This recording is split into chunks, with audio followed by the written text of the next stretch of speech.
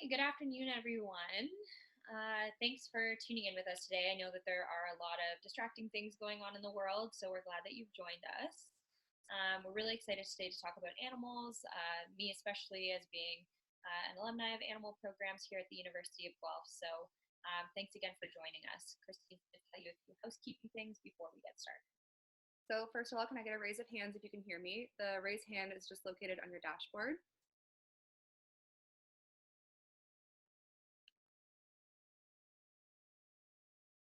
Throughout the presentation, when you have questions, please use the Q&A tool located on your dashboard as well. We'll try to answer all your questions at the end of the webinar. Use the chat if you have any comments or concerns throughout. And lastly, you'll be sent a link to view the recording of this webinar afterwards, and we thank you for participating. So as a reminder, we're from the Ontario Agricultural College Student Liaison Program. So we build awareness around our academic career pathways in agriculture, environment, communities, food, and we'll be featuring a special topic today focusing in on animals. So based on feedback, we put out the survey to find out what you wanted to learn about as educators. We decided to cover these components. In this webinar in relation to animals, we'll be covering the job market landscape. We'll talk a bit about the 5 academic programs we have in the thematic area at the OAC. 3 of them are degree programs and 2 of them are diploma programs. We'll make a career connection and share the story of a recent graduate that's now working in her field of animal nutrition. And then the focus of this webinar is going to be providing you with resources that you can use or take advantage of when talking with students about education and careers with animals. Today's topic of animals will touch on several different parts of the animal industry. It was more difficult for this webinar to find job market landscape information because there's not a lot of data available. So today instead, I just have a couple of quick facts to share with you. The first one is that the University of Guelph was ranked 1st in Canada and 3rd globally in dairy and animal science in 2017 by the Center for World University Rankings, which probably doesn't come as a surprise given our history and reputation. Additionally, information from JobBank indicated that nearly half of the jobs in agriculture are related to animal production. And you'll learn about a variety of those jobs today and how they're connected to agriculture, but work with animals. And you might be surprised at some of the careers that we discuss. And as always, we'll talk a little bit about experiential learning. The programs that we talk about today don't have co-op option, but there is opportunity for internship courses, as well as summer jobs are really important. Study courses, so research courses are really important to gain that experience, and that is available for the programs that we'll talk about today, which employers have indicated through our Planning for Tomorrow survey is really important to them. So who hires our grads? So to give you an idea of what type of employers hire our grads in the animal industry, we've got some listed here. So of course, the natural connection is always that our grads will work in the veterinary industry and go on to veterinary college, and that is absolutely true. But that's only one piece. So we also have students working for feed and nutrition companies, breeding and genetics, zoos, shows and special events like the Royal Winter Fair, and in government, just to name a few.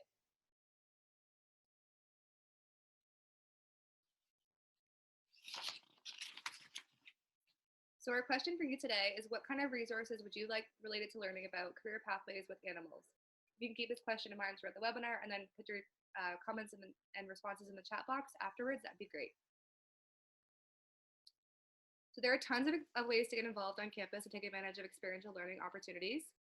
This is just a short list of some of them that we do offer at the university.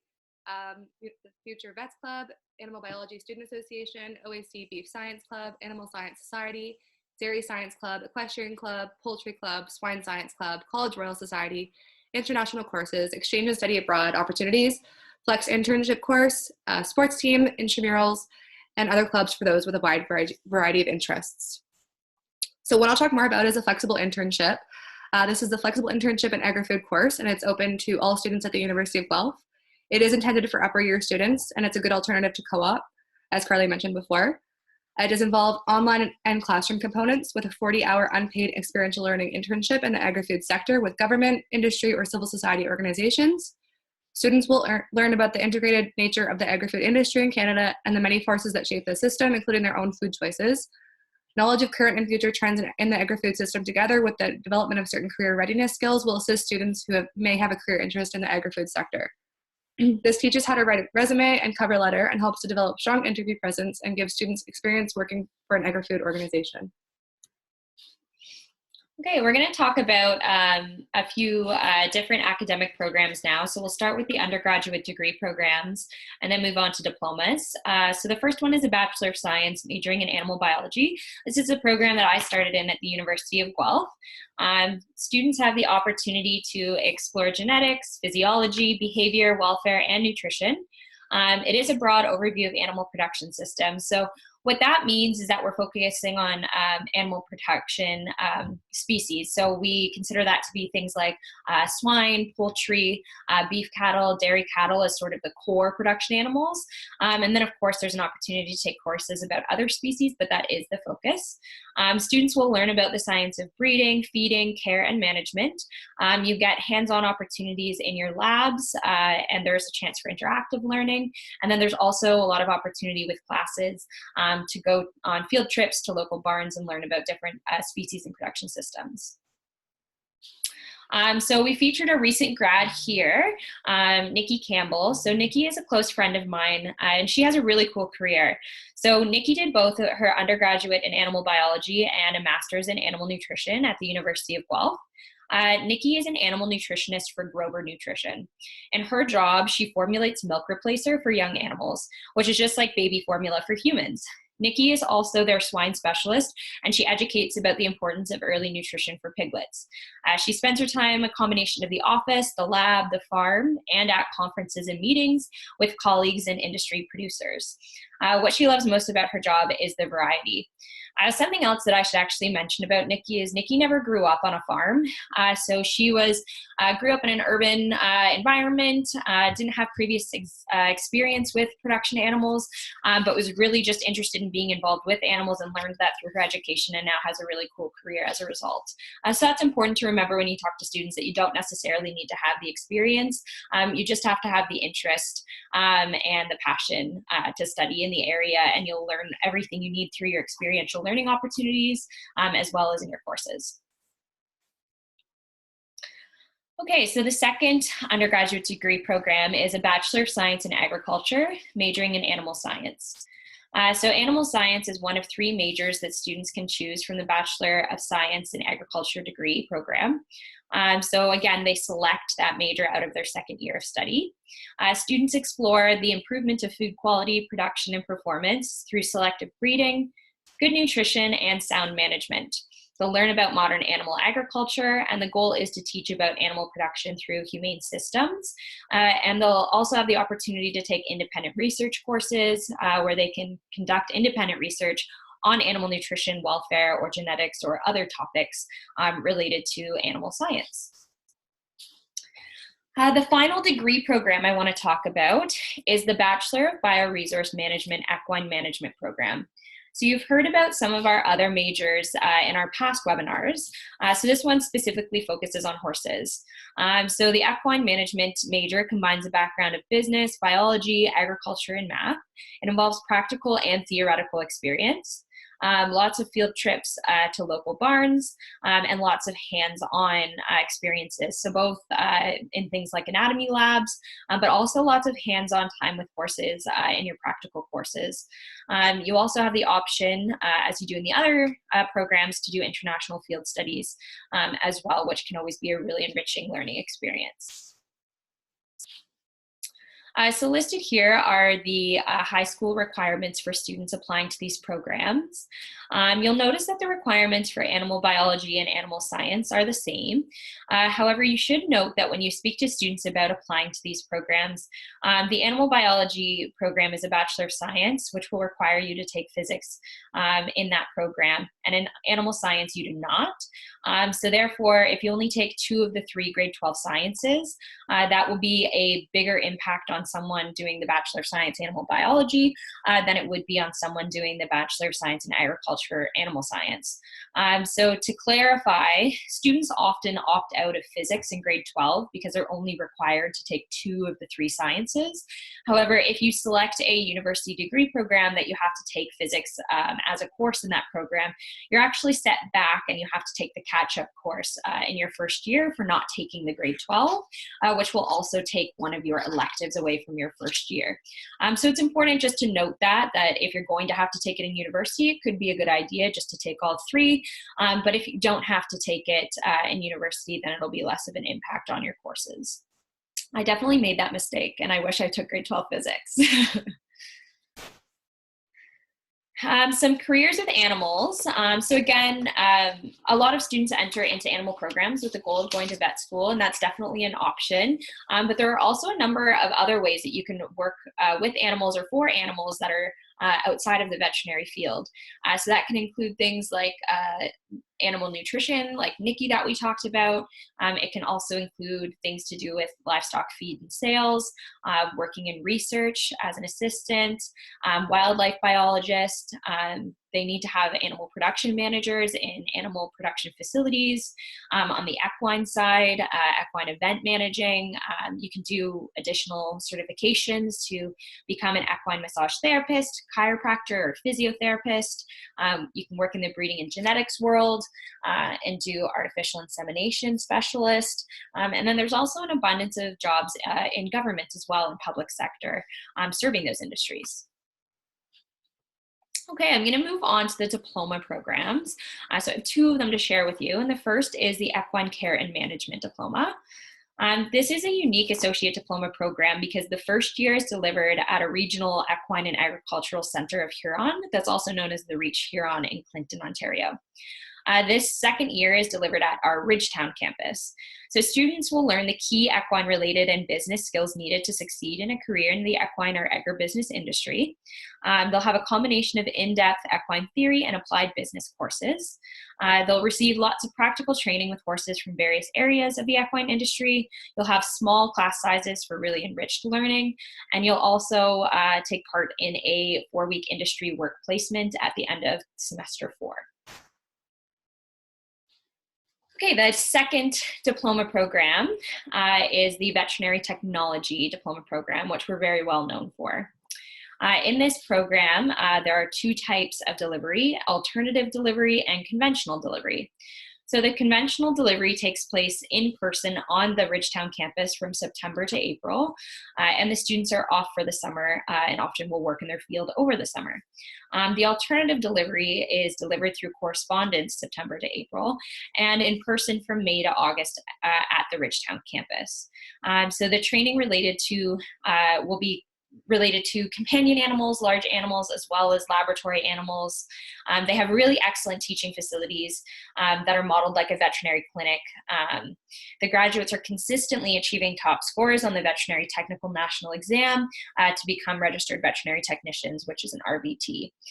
This is an oversubscribed program, so it is one of the more competitive diploma programs to get into. So you can see here we have the requirements of both of the diploma programs. It is also important to know that students that are applying to the veterinary technology program, if they're qualified, then they'll also be asked to take the Health Occupational Aptitude Exam, the HOAE, and this is a pre-admissions test. So that will be a part of the application process before receiving admission to the program. Okay, so I wanted to talk a little bit about the Doctor of Veterinary Medicine requirements at the Ontario Veterinary College. So not one of our programs, but students will often take our undergraduate programs in order to then get admitted to the vet college. It is important to note, because a lot of people have the misconception that they can take a vet tech diploma and apply to vet school, and that is not correct. There are prerequisite courses that you have to take at the undergraduate level in order to be an eligible applicant. So that's important to keep in mind when you're speaking to students as well. So when you apply to OVC for the DVM program, your application average is half the courses that you completed in the last 2 semesters prior to your application, and then half the prerequisite courses that you would have collected throughout your undergraduate degree. And then is also based on personal references and your practical hands-on experience. From there, the top 200 ranked applicants will receive an interview, and then the applicants will be re-ranked to be a combination of your application score and your score before you got your interview, of your interview. And then those top 100 applicants will then be admitted to the program. To give you an idea of how competitive it is, we have the average GPA in 2018 of those who were offered admission was 90%. So now we'll be in the portion where we're sharing some of the different resources that we in the OAC Liaison Program offer for you as educators. So just to remind you of these little icons, the red icon here symbolizes an in-class workshop. The yellow is for an on-campus experience. Blue is a curriculum link lesson plan, and then the black icon represents professional development opportunities. So this event is really special, and we just piloted it this year, just last week actually on March 6th. So we had a Animal Reach Ahead Day that focused on equine. So this happened on campus. It was designed and led by current students in the Bachelor Bioresource Management Equine Management program. It involved 2 interactive sessions. The first was on grooming, and the second then was on equine anatomy and comparing that to human anatomy. So you can see in the pictures there that we were able to utilize some of our teaching horses for the grooming session, and then some life-size skeletons for that anatomy session, which was a really special experience. The students then attended a tour of the Ontario Veterinary College that was led by current vet students. And at the end of the day, we did an academic program presentation covering the programs that we've talked about today. So this event is only available on set dates, just due to the many moving pieces that are involved in creating such a unique experience. But we do plan to host it again or do something similar in the future. So if you are on our mailing list for our newsletter, you'll receive those updates as they happen.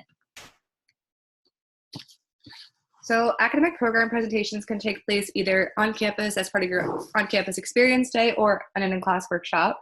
They feature academic program pathways at diploma and undergraduate degree levels, as well as integrated career activities and highlights. So you can do academic program presentations in any of these areas, so animals, environment, agriculture, business, food, landscape architecture, and plants.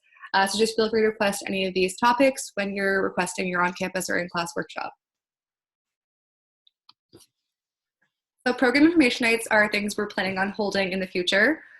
They involve a short academic program presentation followed by a roundtable discussion with current students, recent graduates, and faculty. Participants have a chance to win a raffle prize full of U of G swag. And this is intended for high school students and parents and guardians that are interested in attending well. Okay, now we're moving into the part of the presentation where we talk about our partners and their resources for you as well.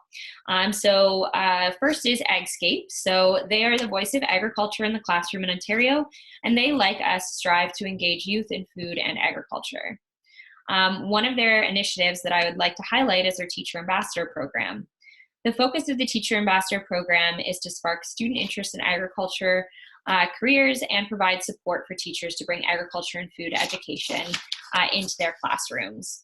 These are free lessons that are 60 to 75 minutes in length, and they're delivered by Ontario certified teachers, and they're linked to Ontario curriculum. They have 12 agri-food topics for students grades 7 to 12. One of the lessons that you might be particularly interested in if you're trying to incorporate some animal education into your classroom is the animal health and welfare lesson that they offer. In this lesson, you'll explore the safety processes and procedures used in animal care as it pertains to food supply. You'll discuss the current issues related to livestock production. Students will also analyze the policies and regulations pertaining to livestock production in Canada. If this sounds interesting to you and you'd like to do this lesson plan or anything else is offered through the Teacher Ambassador Program or AgScape resources, you can contact Mercedes Unwin to request a lesson, and her contact information is on the screen now. Another really great partner we work closely with is 4-H Ontario. They offer a number of club projects that you can take part in and get credit towards at the end of their completion. So these can include animal friends, beef, canine, dairy, fisheries, goat, horse, rabbit, sheep, and veterinary, as well as a bunch more. Their motto is learn to do by doing. So youth get hands-on skills in each of these areas. And like I said, they do get credit at the end of that. You can learn more about your local association and the offerings that they offer at 4hontario.ca. So now we're back to that question I asked at the beginning. So what kind of resources would you like to see related to learning about career pathways with animals?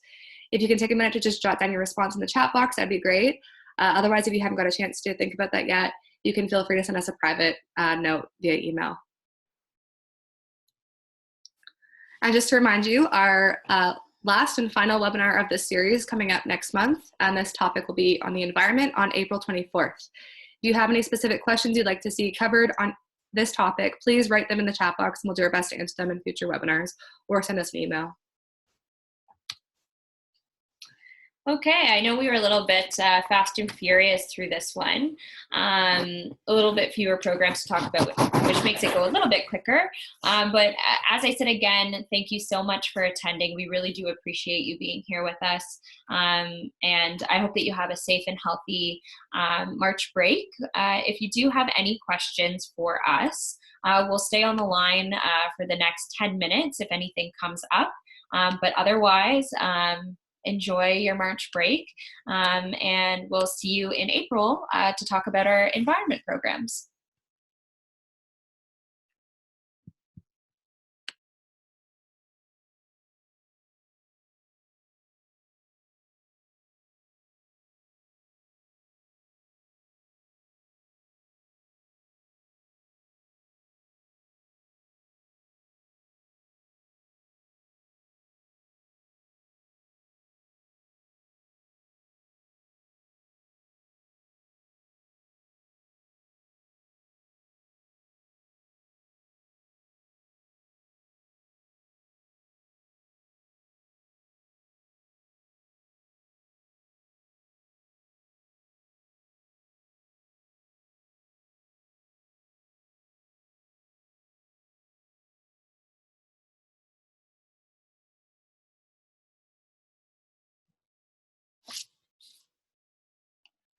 Okay, it doesn't look like we're having any questions come in.